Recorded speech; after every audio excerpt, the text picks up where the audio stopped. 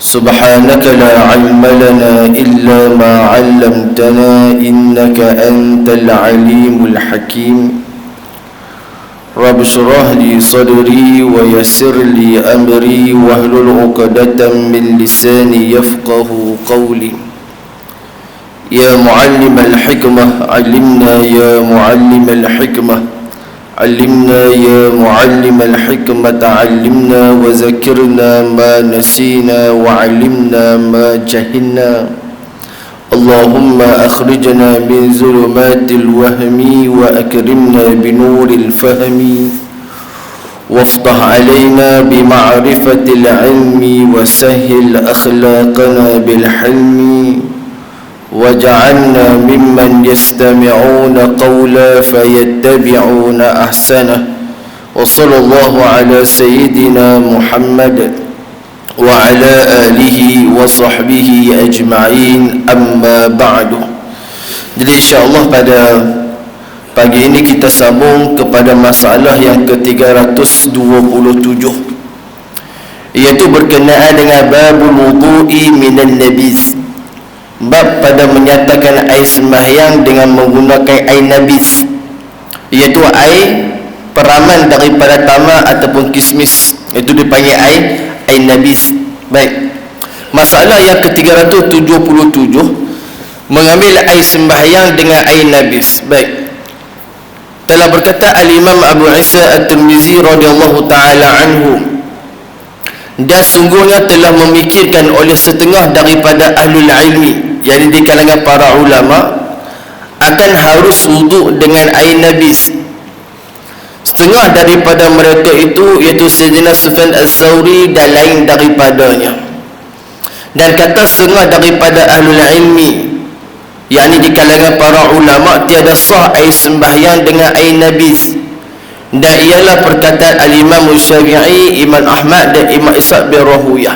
Ini tuan-tuan berkenaan dengan pada air nabis. Kita sebut dah air nabis ni air perahan daripada tamar.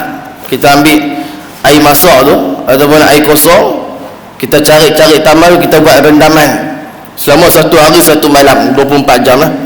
So adakah air tersebut, air itu halal untuk diminum? Cuma dalam mazhab kita Syafi'i, lebih daripada 3 hari ditegah untuk minum. Sebab apa tuan-tuan? Sebab bila mana lebih 3 hari, air itu dah akan jadi masam. Bila mana masam, dia akan mengubah air tersebut, dia akan jadi seperti mana air tuak. Kalau kita minum, kita akan jadi pening. Jadi mazhab kita Syafi'i letak 3 hari 3 malam. Di sisi mazhab Imam Ahmad bin Hanbal ataupun mazhab Hanbali, air tersebut boleh diminum selagi mana tak berubah. Ada sebahagian daripada tamar, ya, ataupun kita guna tamar selalunya, tamar yang berkualiti tinggi, air nabis tu dia lambat jadi masam. Tu di sisi mazhab Imam Ahmad bin Hanbal, ilah Nabi larang minum air nabis ni adalah pada sudut bila mana berubah air tu. Kalau kita minum air tu seminggu tak rasa masam, mazhab Imam Ahmad bin Hanbal tak apa, silakan. Tapi mazhab Syafi'i tak boleh. Sebab apa? Sebab dia mengubah struktur air, tu. Tu dalam mazhab kita Syafi'i bagi tempoh 3 hari. Mazhab Imam Ahmad bin Hanbal tak apa, selagi mana tak mengubah struktur air, walaupun lebih 3 hari boleh minum. Atau air nabis yang kita buat ketika mana bulan puasa. Bulan puasa elok tuan-tuan buat air nabis ni, dia bagi kita kekuatan untuk kita berpuasa sepanjang hari. Baik, jadi air tu boleh tak mengambil wuduk daripada air tersebut? Maka kita baca dah hadis yang lalu, iaitu hadis daripada Abdullah bin Mas'ud radhiyallahu ta'ala anhu. Katanya, sa'alani Nabi sallallahu alaihi wasallam ma fil idawatika. Maka aku tanya akan Nabi sallallahu alaihi wasallam, apa benda yang ada dalam bekas air Nabi sallallahu alaihi wasallam. Maka faqultu nabizun, faqala samaratun tayyibatun wa ma'un tuhurun, qala fatawadda'a minhu. Ditanyakan kepada Nabi SAW, apakah di dalam bekas itu? Maka kata aku, ayat Abdullah bin Mas'ud, yang ada dalam bekas ni air tamar, dipanggil nabis.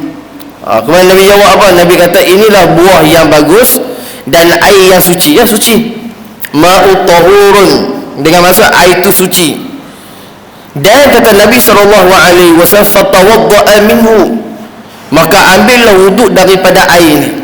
So itulah hadisnya. Hadis riwayat daripada Abdullah ibn Mas'ud.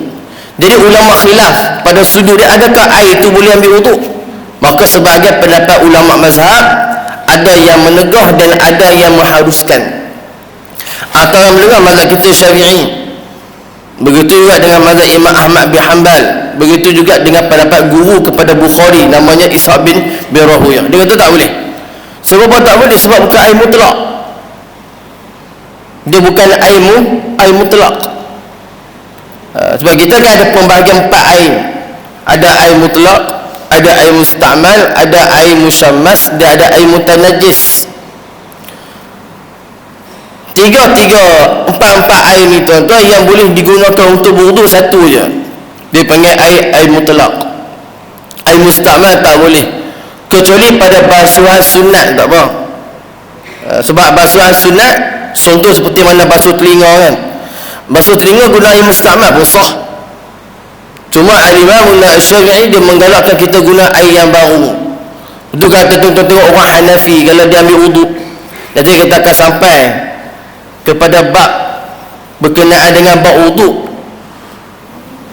Mazhab Hanafi dia kata bila mana satu orang berwuduk sapu kepala, air sapu kepala tu itulah basuh telinga. Bila mana dia sapu kepala, kan air lebihan dekat tangan tu kan, air itulah dibuat untuk basuh telinga. Sah tak di sisi mazhab Hanafi? Sah. Sebab apa sah? Sebab di sisi mazhab Hanafi dia tidak ada satu air dipanggil air musta'mal. Mazhab Hanafi tak ada. Di sisi mazhab Hanafi hanya 2 air, air mutlak dengan air mutanajis sahaja. Adapun air musta'mal dan air musyammas tak ada dalam mazhab Hanafi. Untuk mazhab Hanafi sah wuduk menggunakan air musta'mal. Sah. Mazhab Syafi'i tak boleh.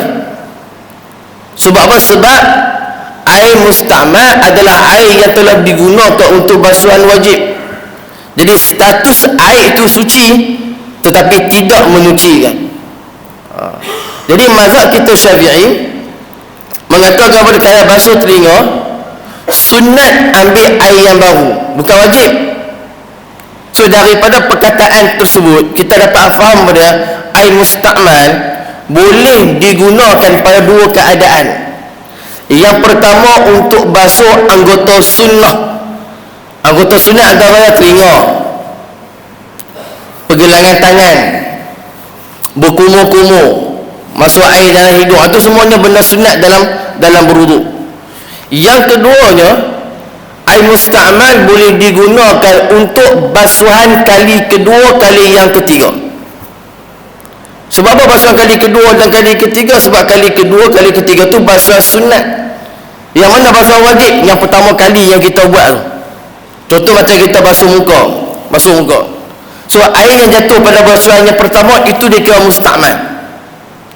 Adapun air yang jatuh basuhan yang kedua, air yang jatuh daripada basuhan yang ketiga tidak dikira musta'mal.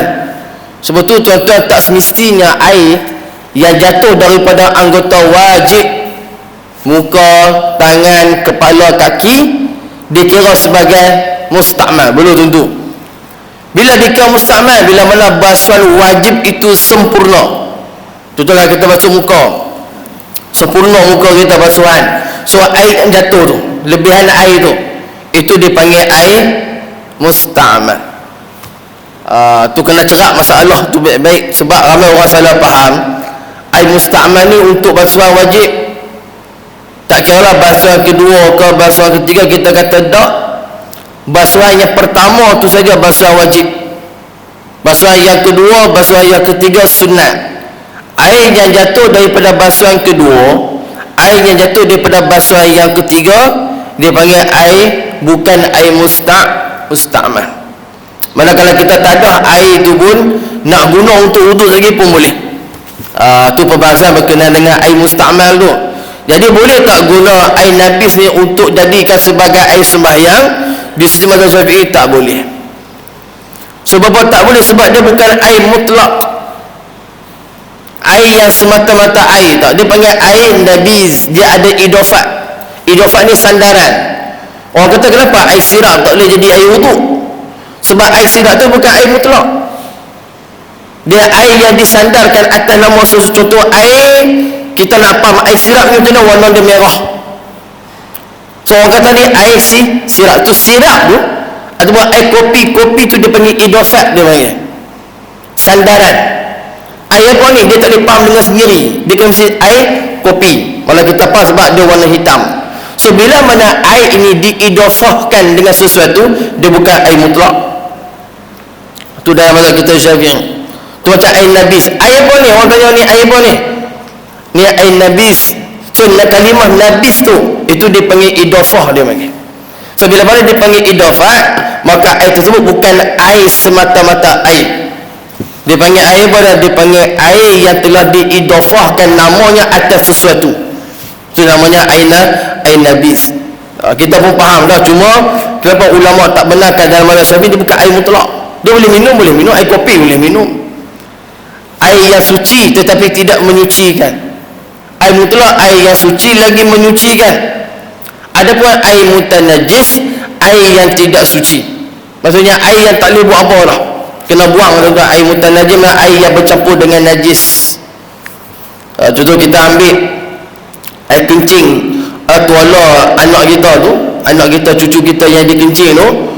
So kita letak dalam baldi, kita ambil air, kita tuang lagu tu, dia berkumpul dalam baldi tu. So air yang berkumpul dalam baldi tu panggil air mutanajis, dia panggil air mutanajis. Sebab dia panggil air mutanajis, sebab dia berkumpul dalam satu bekas. Itu dia panggil air mutanajis. So air mutanajis itu tu apa orang tak boleh buat, kena buang. Baik, maka kata Imam Ishaq, jika dibalakan seseorang itu, apa dibala, malah dimusibahkan, contoh tak ada ayak dan sebagainya, itu dengan pasi pakai air nabis. Contoh dia bawa dalam bekas botol ni, air mineral ni, air nabis contoh, kata Imam Ishaq. Kemudian dia berjalan, dia musafir, tak ada air, hanya ada air nabis tu saja, maka berwudulah ia dengan dia harus di sisi Imam Ishaq. Tetapi tayammum lebih suka kepada aku. Contoh kalau kita musafir, air yang kita bawa ni air nabis, sembahyang subuh dah masuk, jadi nak sembahyang, air tak jumpa, air mutlak tak jumpa, hanya ada air nabis saja. Di sisi Imam Ishaq bin Rahuyah, Ishaq ni Rahuyah ni guru pada Imam Bukhari. Asal Imam Bukhari, kalau kita Sahih Bukhari pun sebab caranan daripada guru dia ni, Ishaq bin Rahuyah, kawan baik kepada Imam Ahmad bin Hanbal. Jadi boleh tak dia guna air nabis? Kata Imam Ishaq boleh, tetapi tayammum lebih baik. Itu dah mazhab kita Syafi'i. Contoh ada air mineral, kata air mineral sekalipun, ada air mineral ni 500 ml. So kita musafir jauh, musafir tak ada air, hanya ada air mineral ni untuk berwuduk, tapi air ni juga nak buat minum. Jadi apa hukum dia? Hukum menggunakan air ni adalah haram. Sebab apa haram? Sebab kalau kita minum, kalau kita berwuduk, air ni habis. Bila mana habis air ni, kita nak minum air apa? Sedangkan dalam syariat menjaga nyawa tu lebih penting. Sebab apa? Sebab wuduk, kalau tak ada wuduk, dia boleh tayammum, dia ada alat ganti yang lain. Tapi kalau air ni kita buat minum, tuan-tuan, habis air ni kita minum 500 ml habis, kemudian dah agak tak ada air nak minum, mati kita. Maka menggunakan air ni untuk berwuduk, dikala air ni tak ada, sedangkan air ni saja untuk minum, maka syarak dia tegah, tak lagi. Bagi buat apa? Ambil tayammum. Macam itu air yang permasalahan. Tak ada air di rumah kita, adalah air yang kita simpan sikit untuk kita minum, dan binatang-binatang peliharaan kita untuk kita minum. Atau air itu kita simpan untuk binatang, nak bagi pam, nak bagi simpan untuk binatang, kucing ke apa sajalah. Boleh tak kita pergi ambil air itu untuk berwuduk? Sedangkan air ni saja yang ada untuk kita bagi minum kucing kita tu. Apa kata syarak? Wajib ambil tayammum, haram menggunakan air itu. Walaupun air ni tuan-tuan nak bagi minum kucing, Kucing ni apalah sangat, kalau bahasa kita lah, apalah sangat kucing, sebab dia binatang. Tapi syarak dia tak bagi. Sebab apa? Walaupun dia kucing, dia ada nyawa tak? Dia ada nyawa. Dia makhluk Allah tak? Dia makhluk Allah. Maka dia lebih diutamakan untuk menggunakan air tu. Jadi kita nak semayang ni buat apa? Pergi ambil tayamum. Sebab tayamum tu ada. Hatta saat tayamum tak ada. Tayamum saya tak jumpa debu. Ada air, tapi air tu yang bagi minum kucing. Semayang hormat waktu. Sampai tahap macam tu. Sebab apa? Sebab syarak dia jaga nyawa. Sedangkan semayang ni tuan-tuan, boleh semayang dengan air, boleh semayang dengan debu, dan boleh semayang tanpa dua alat bersuci kalau tak ada. Air tak ada, tayamum tak ada, debu tak ada nak tayamum. Boleh tak semayang? Boleh. Dia kita panggil semayang li hurmatil waqt. Semayang untuk hormat waktu, boleh. Cuma nak kata nak guna air tu tak boleh. Sebab apa? Memeliharanya nyawa. Itu yang syarak dia penting kan. Jadi kalau kita faham kan, kalau air dah tak ada, cuma tinggal air yang kita nak siap untuk diri kita je, nak makan, nak minum, air tak ada, ambil dah tayamum. Tapi kita sebab kita di Malaysia ni tak jadi, air kita di Malaysia ni banyak tu, kita tak terasa. Saya belajar dulu tuan-tuan, air tak ada ni biasa. Air tak ada ni biasa, masa belajar dulu. So kita dapatlah aplikasikan ni tayamum. Cuma tayamum ni satu je. Dia boleh guna satu wajib, satu semayang, satu tayamum sahaja. Contoh kalau zuhur tu kita tayamum, asar tu tak boleh pakai tayamum waktu zuhur. Dia kena tayamum yang baru. Begitu juga maghrib, isyak, subuh. Satu tayamum hanya boleh dipakai untuk satu fardu sahaja. Walaupun kita tak batal. Zuhur tu kita jaga tayamum kita, tak kentut, tak apa. Betul saya belajar dulu tuan-tuan. Satu wuduk 5 waktu kita pakai. Lagi-lagi kalau musim salji. So salji ni waktu tu dia masuk tu cepat. Contoh kalau waktu zuhur, kalau waktu subuh pukul 6. Lewat sikit. Zuhur pukul 11.30. Asar lebih kurang dalam 1.30. Maghrib lebih kurang dalam pukul 3.30. Isyak lebih kurang dalam 45 tu masuk isyak. So kita boleh jaga wuduk kita sebab waktu tu dia singkat. Selalu subuh lah, subuh kita ambil wuduk mayang, kemudian zuhur kita ambil wuduk baru. Zuhur, asar, maghrib, isyak, 4 waktu ni tu kita pakai satu wuduk ya. Tu dekat sana sebab nak ambil ayat semayang ni tuan-tuan, keliling tu semua jadi ais. So kita nak ambil wuduk, tangki air dekat atas pun jadi buku. Jadi kita guna cara tayamum. Habis kita di Malaysia ni dia tak jadi lagu tu. Lepas tu kalau kita ambil tayamum ni, cara dia, kaifiat dia ataupun hukum akam dia, satu tayamum, satu fardu. Kalau ambil tayamum tu, kalau asar lagi nak ambil tayamum, kena ambil asar nak semayang, kena ambil tayamum nombor 2 pula. Lagi maghrib pun sama, isyak pun sama, subuh pun sama. Baik kalau kita guna tayamum. Baik. Dan kata al-Imam Abu Isa At-Tirmizi, dan bermula perkataan mereka yang berkata tiada sah wuduk dengan air nabis itu lebih akrab, mana lebih dekat dengan hukum Quran dan lebih kuatnya, kerana bahwasanya Allah Ta'ala telah berfirman, falam tajidu ma'an fatayammamu sa'idan tayyiba, maka jika tidak mendapat sekalian kamu akan air, maka hendaklah tayamum sekalian kamu dengan tanah yang suci. Ini Quran. Bila mana kata Allah tak ada air, maka boleh digantikan dengan apa? Fatayammamu, tayamum dengan pada sa'idan tayyiban, dengan debu tanah yang suci. So bila tak ada air, pindah kepada tayamum. Kalau tayamum tak ada, debu tak ada, pindah kepada sembahyang hormat waktu. Sembahyang hormat waktu ni tuan-tuan, 4 mazhab tu memang ada. Cuma jadi khilaf pada mazhab, adakah nak kena qada ataupun tak, itu. Tapi sembahyang hormat waktu ni memang ada dalam 4 mazhab. Betul kalau kita baca kitab Al-Muhalla Ibnu Hazim, satu orang ulama yang berpendapat pandangan beliau lebih kepada zahiri, dia kata sembahyang hormat waktu tak ada. Dalam kitab Al-Muhalla dia, kita kata ada 4 mazhab kata ada sembahyang hormat waktu. Cuma jadi khilaf ulama, orang sembahyang hormat waktu ni wajib qada ataupun tak, tu ya. Mazhab kita sendiri wajib qada, mazhab Hanafi kata tak. Mazhab Hanafi kata orang sembahyang 5 waktu tak perlu kepada qada, cukup dah sembahyang tu. Mazhab Syafi'i wajib qada. Apa sembahyang 5 waktu ni? Sembahyang 5 waktu ni tuan-tuan, sembahyang yang kita laksanakan yang tidak cukup syarat sah sembahyang. Tu sembahyang 5 waktu.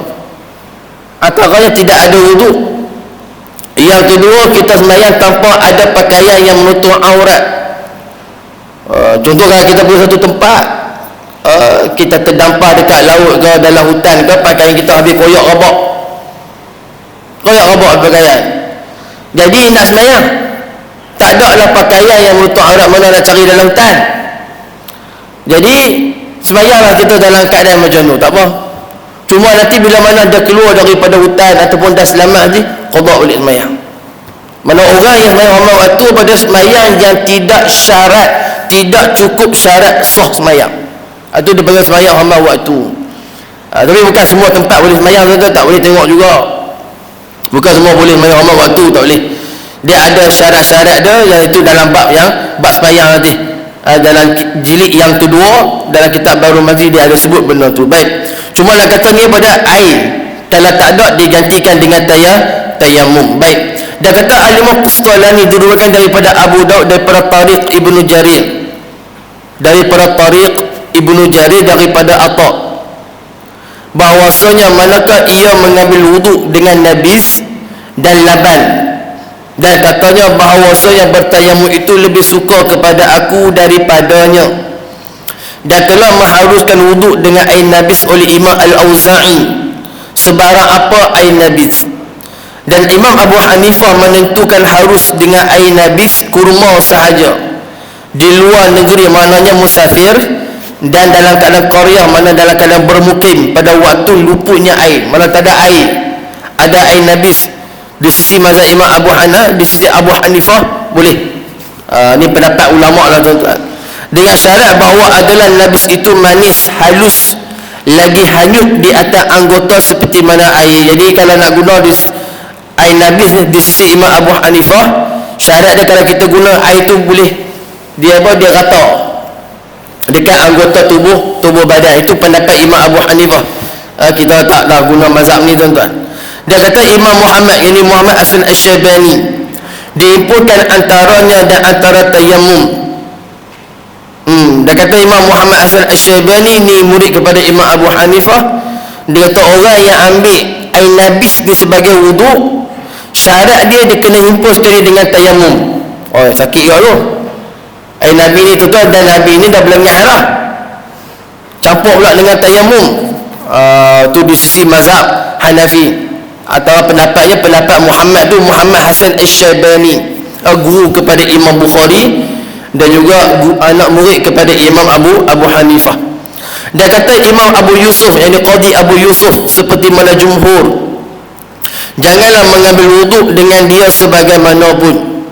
Dan ialah mazhab kita Syafi'i dan mazhab Maliki dan mazhab Imam Ahmad, dan kepadanya lah kembali Abu Hanifah sebagaimana mengatakan dia oleh Qadi Khan. Jadi kalau tuan-tuan tengok yang ada kitab tu, dan kepadanya kembalilah Abu Hanifah, maknanya Imam Abu Hanifah dalam bab ni dia berlaku tarajuk. Tarajuk ni kembali balik pendapat, dia tarik balik. Ni tuan-tuan, para ulama dia macam tu lah. Bila mana ada pendapat dia yang kita kata yang salah, ataupun mungkin pendapat dia dulu pendapat yang lain, dia akan tarajuk. Tarajuk mana ditarik balik pendapat tu. Itu biasa. Betul, mazhab kita Syafi'i pun dia ada dua qaul. Imam Syafi'i dia ada qaul qadim dengan qaul jadid. Dia ada pendapat lama dan pendapat baru. Cuma dalam mazhab kita Syafi'i, kita mendahulukan pendapat baru Imam Syafi'i berbanding dengan pendapat lama dia. Banyak masalah tuan-tuan. Dia panggil qaul qadim dengan qaul jadid. Qaul jadid ni lah tuan-tuan yang kita amalkan dalam mazhab kita Syafi'i pada sebahagian masalah, bukan semua.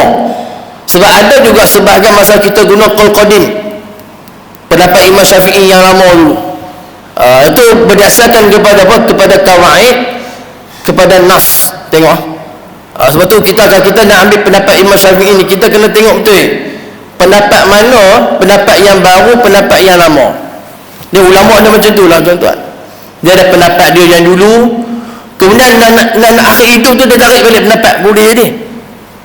Tu biasa kita tak, kita pendapat kita yang tu je lah. Sebab ulama ni kan dia makin ngaji, dia mengaji. So ilmu dia bertambah.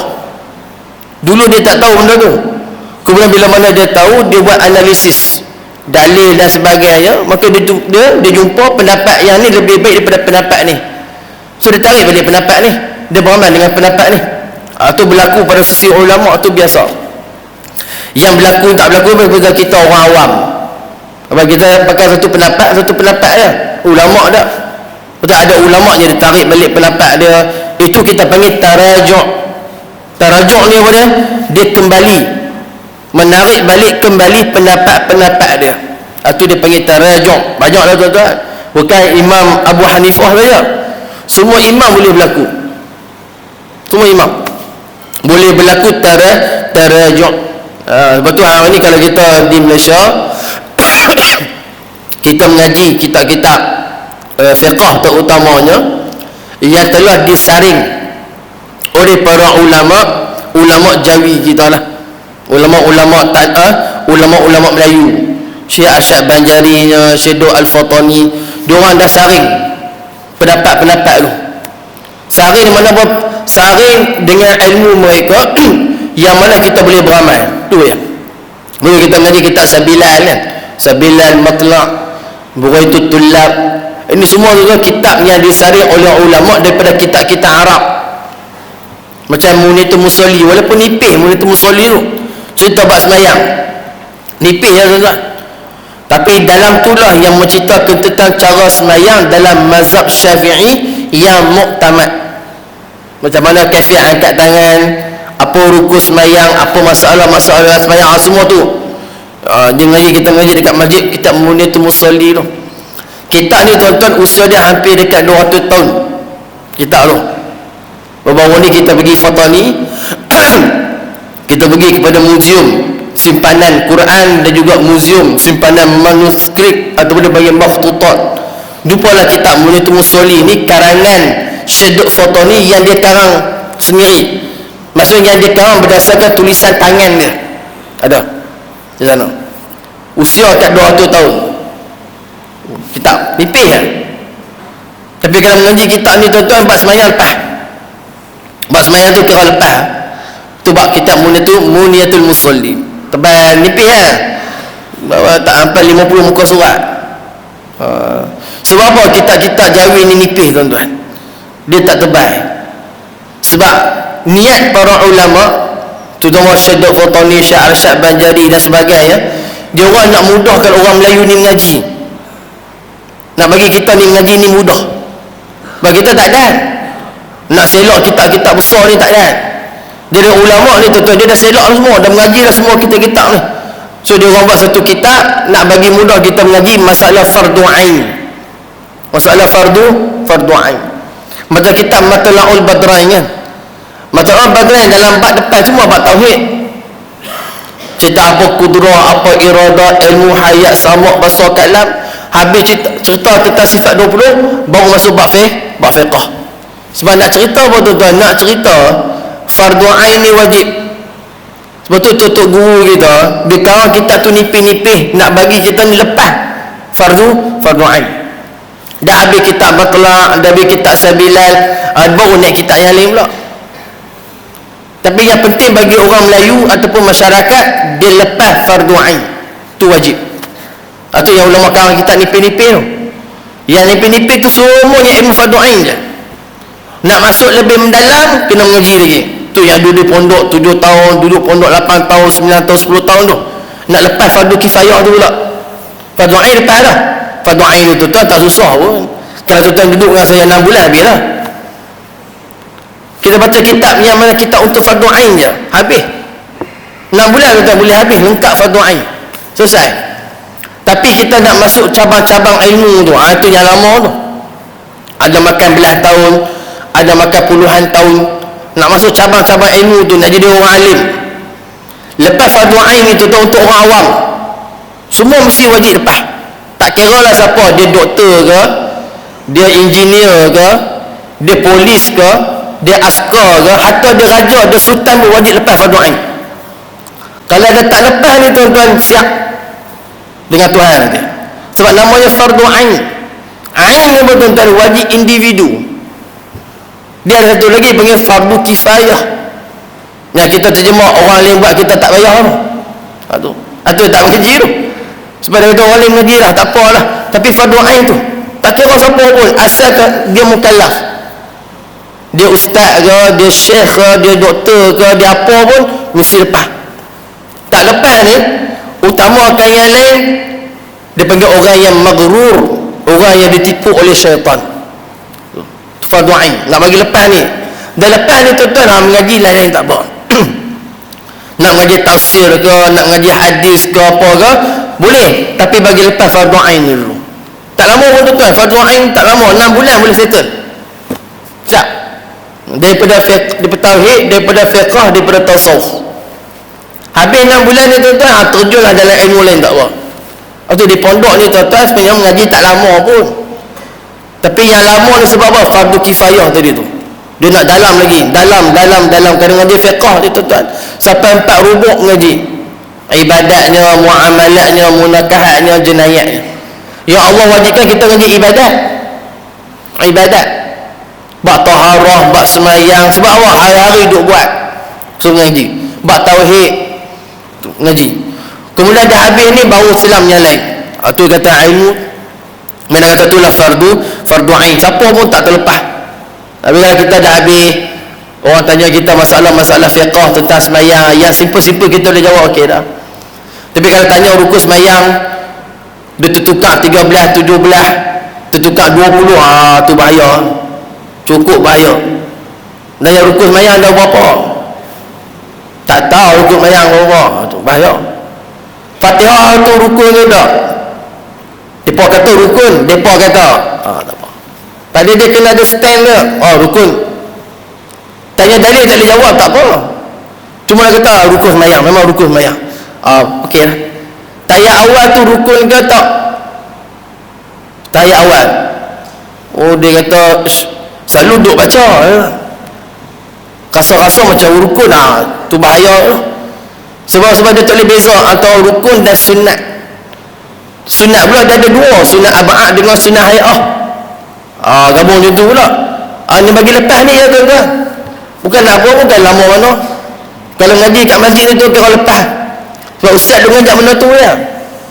Ustaz dia ngajak benda-benda, ustaz dia ngajak tafsir, ngajak hadis tu cerita lain. Ni kalau ustaz tu ngajak fiqh, inilah yang dia mengajak. Rukun semayang tu ada berapa, rukun wuduk ada berapa, hatta rukun mandi wajib ada berapa. Kalau tuan-tuan nak tengok masyarakat kita tahu ataupun tak tahu, buat survey tengok. Dulu saya masa saya buat diploma dulu, kita dihantar oleh guru untuk buat satu survey di sekolah-sekolah menengah. Sekolah menengah tuan-tuan, bukan masjid surau. Kalau masjid surau biasa lebih banyak lagi. Buat survey dekat pelajar tingkatan 4, pelajar tingkatan 5. Sebab apa kita ambil tingkatan 4, tingkatan 5? Sebab pelajar ni tuan-tuan dipanggil pelajar yang sudah sampai akil balik. Kita buat survey tentang rukun sembahyang. Ada beberapa soalan yang kita bagi, dan amat menduka ceritakan tuan-tuan, daripada peratus yang kita boleh bagi, 60% daripada pelajar tingkatan 4, pelajar tingkatan 5 gagal fardu ain. Gagal fardu ain. Itu belum kita buat survey di universiti. Pelajar-pelajar yang sampai usia 20 tahun, 21 tahun. Itu belum lagi kita buat survei di kawasan awam, dekat kedai-kedai makan, dekat masjid terutama kita survei. Kita dapat lihat tuan-tuan berapa peratus pencapaian fardu ain di kalangan masyarakat. Benda ni tuan-tuan bukan benda yang ringan, benda yang serius. Fardu ain. Sebab itulah tuan-tuan benda ni yang kita kena ambil berat. Sebab benda ni benda kefarduan. Orang tak dapat fardu ain ni tuan-tuan, ilmu ni penting sebab dia tak dapat macam semayang. Semayang ni kalau tak semayang dia ada ancaman dosa, ada. Dia ada ancaman azab, ada. Tapi ilmu kalau tinggal, ada tak ancaman yang Allah akan ancam? Ada. Dia tak lepas tu. Inilah tuan-tuan fardu ain dia panggil. Bukan apa pun nak bagi lepas tu ya, lepas habis ya. Tu 6 bulan itu cukup lah. Cukup. Itu belum tengok Quran lagi dan sebagainya, berat. Tak berat pun tuan-tuan. Nak kata fardu ain berat tak berat sebab dia benda basic. Untuk lepas kita punya apa dia? Tuntutan wajib dan kehidupan kita, semayang, macam sebab zakat, sebab haji tu tak apa. Zakat haji ni bukan hari-hari kita duk buat, semayang tu. Semayang dengan bab taharah. Betul tuan-tuan tengok kitab fiqh, semua mula dengan taharah tu. Semua mazhab. Sebab apa? Bab taharah tu dia adalah alat pintu kepada ibadat. Tu dalam bab taharah. Bila kata inilah yang dituntut oleh para ulama dan juga Allah Subhanahu wa taala. Baik. Tetapi di dalam kitab Al-Mufid yang terbilang setengah daripada kitab-kitab mereka itu, apabila mencampurkan di dalam air akan beberapa biji kurma, maka jadilah manis air itu dan tiadalah hilang daripadanya nama air, maka haruslah beruduk dengan dia dengan ketiadaan khilaf di sisi mereka. Jadi ini antara masalah. Kalau satu bekas air dicampur dengan beberapa biji kurma, kemudian air itu jadi manis, tapi bau dia tak berubah, warna dia tak berubah, dari halus tak berubah harus. Ini juga sama macam masalah-masalah air yang lalu apa dia?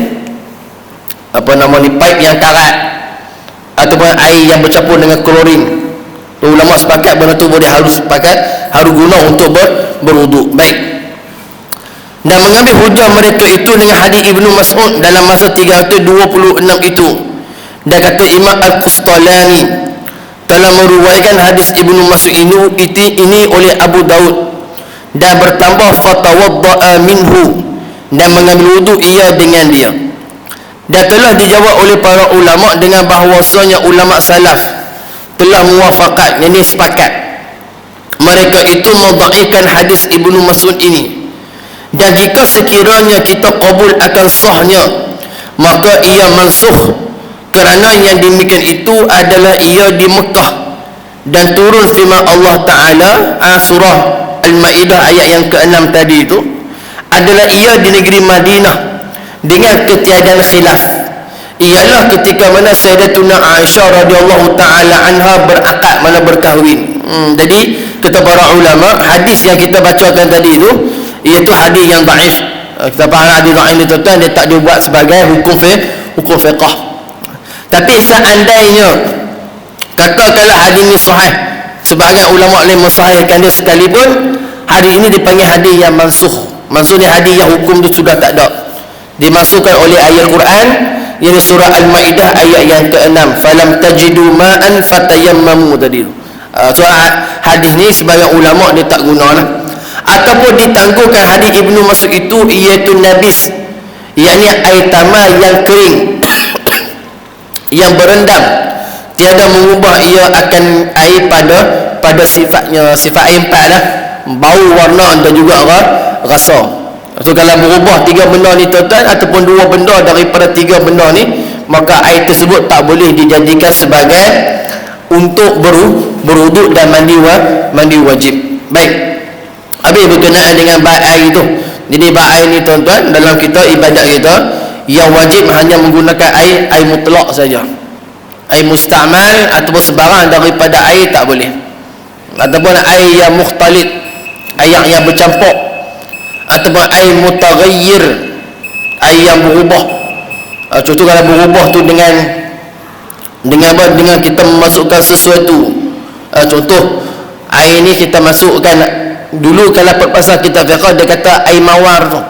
Air mawar tu kan kita masuk, berubah bau, warna, rasa dia, maka air tu terpaksa dibuang. Maksudnya tak boleh guna untuk wuduk. Tapi nak guna benda lain tak apa, macam yang mustakmal boleh. Lepas tu ada satu masjid tu tuan-tuan, dia akan kita berwuduk dekat kolah tu, dia buat satu lagi larut saliran tu, dia pergi dekat satu kolam besar. Kolam tu lebih 2 kolah. Dia yang ambil wuduk dekat kolah tu, ada satu saliran lagi, dia pergi dekat satu kolam. So kolam tu simpan air yang ambil wuduk tu. So kolam ni tuan-tuan, masjid tu open, dia buka untuk ahli Korea, mana yang nak basuh kereta, nak ambil air tu lepas jual pokok bunga, boleh ambil daripada kolam tu. Dia tak bazir air lah, sebab air mutlak ni, air musta'mal ni tak apa. Hatta dalam kolam tu tuan-tuan pun boleh ambil wuduk, sebab air musta'mal ni kalau kita kumpul dia jadi banyak, tuan dalam satu bekas tu pula 2 kolak, boleh ambil wuduk, tak apa, asalkan kuantiti dia banyak. Sebab air musta'mal dia berdasarkan kepada kuantiti berapa kuantiti air jadi boleh guna untuk wuduk boleh. Jadi ada air wuduk orang tu, dia pergi salur dekat satu kolam. So kolam tu pulang lah, kalau kita kotor kan, masuk masjid tu boleh basuh. Nampak AJK masjid bagi pakai air tu. Apa nak kata tu lah air musta'mal. Air musta'mal ni ambil wuduk tak boleh, nak mandi wajib tak boleh. Tapi serang pokok bunga boleh, serang pokok bunga, basuh rumah boleh, tak ada masalah. Cuma jangan air mutanajis je. Air mutanajis tak boleh buat apa. Nak guna untuk ni pun tak boleh, nak guna untuk tu tak boleh, apa tak boleh, kena buang. Tu dia panggil air mutanajis. Air musyammas boleh guna tapi makruh. Air musyammas mana air yang direct matahari. Kalau di Malaysia ni tuan-tuan, saya lebih pendapat tak ada air musyammas, sebab ciri-ciri air musyammas tu tak ada dekat Malaysia. Di Malaysia air yang pertama tu direct matahari. Maksud direct matahari, mana tangki kita tu dekat luar rumah, tu yang pertama. Sedangkan tangki kita ni tu semua dalam rumah, tu yang pertama. Yang kedua, tangki tu pula, tangki ni pula mesti daripada besi. Yang besi ni pula jenis dia cepat karat, dia karat. Sebab daripada karat ni lah tuan-tuan, dia akan, air yang bercampur dengan karat tu yang akan menyebabkan penyakit sopak tu dalam riwayat hadis tu. So kalau kita punya tangki stainless steel yang jenis tak karat, tak apa, dia tak masuk pada air musyammas tu. Sebab air musyammas ni kenapa Nabi larang dalam hadis? Sebab air tu boleh buat jadi penyakit sopak. Mana air yang menjadi penyakit sopak tu? Sebab kena karat-karat dalam air tu, karat-karat dalam bekas air tu. Tapi kalau rumah kita stainless steel, kita pakai yang jenis besi yang jenis memang tak karat tu, tu tak termasuk air musyammas, tak apa. Yang ketiga, ulama letak syarat permisi iklim tu adalah iklim panas sepanjang tahun.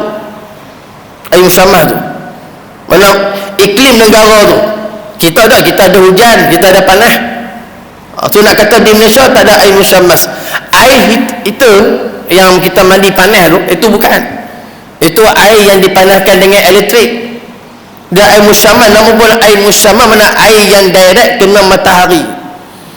Syam tu mana ada matahari. Musyammas tu dari kalimah syams, kalimah matahari direct. Tu mazhab makruh dalam mazhab kita Syafi'i. Ataupun air yang kita masak, air yang kita masak dengan apa, pemanas air tu tak apa, tu tak termasuk walaupun air tu panas melecok je lah. Yang kita yang ilah yang kata larangan Nabi tu penyakit sopak tu. Penyakit sopak kalau kita gunakan air yang direct kepada air yang matahari. Wallahu a'lam. Insya-Allah kita akan sambung nanti dalam bab al-madmadah minal laban. Al-madmadah ni iaitu berkumur-kumur daripada sebab meminum susu. Antara sunnahnya apa dia?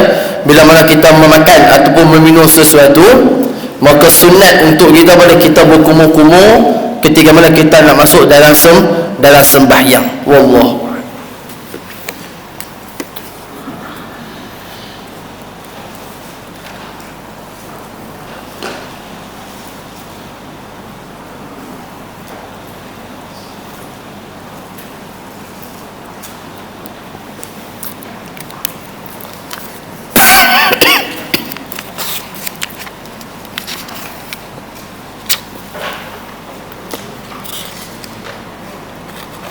A'udzubillahi minasyaitonir rajim. Bismillahirrahmanirrahim.